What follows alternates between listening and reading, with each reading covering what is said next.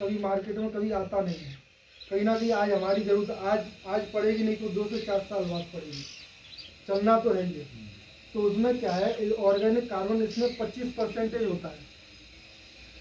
और organic carbon का जो नेचुरल जो रिसोर्सेस है वो है आपका सड़ा हुआ गोबर की खाद।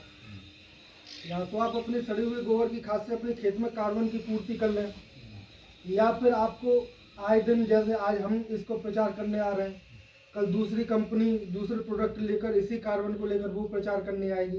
धीरे धीरे क्या लगाना, क्योंकि उसके पीछे कारण है।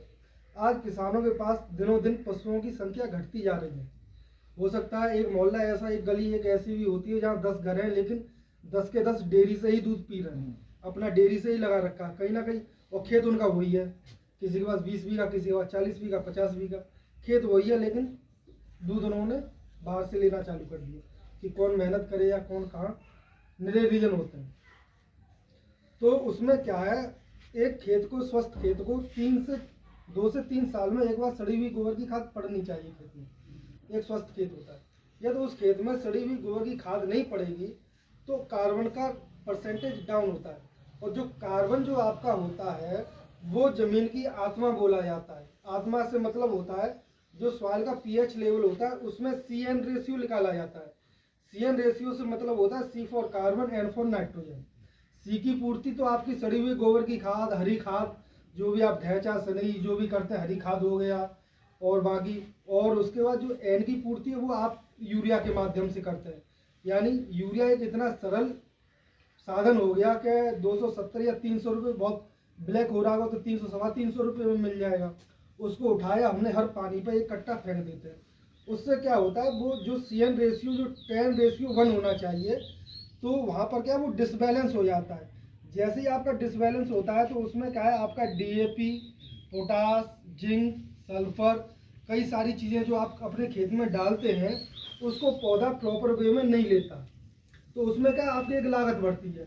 हमारे पौधे को जी 50 किलो DAP चाहिए थी, हमने 50 किलो DAP के लिए हमने 2 कट्टे, यानी हमारा DAP में क्या 46% फास्फोरस होती है।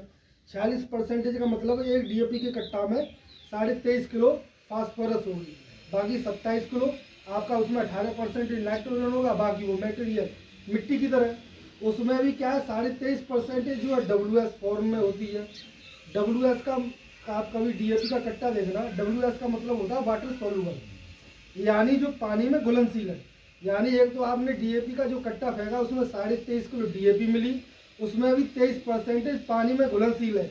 जो पानी में घुलनशील है वही आपका पौधा ले पाएगा, और बाकी की क्या है, बाकी का वो आपके सॉइल में फिक्स हो जाता है, यानी जमीन के अंदर फिक्स हो जाता है। उसको ना पौधा लेता है, ना वो आपकी कभी अगली फसल में कभी काम आता है, वो फिक्स हो जाता है।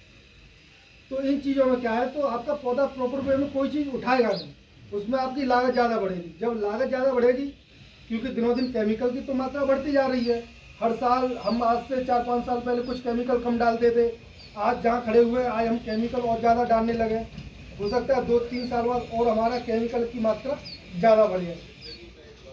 तो इनमें जो है हमारी जो फसलें हैं उसमें कार्बन का जो है सबसे बड़ा अहम रोल है।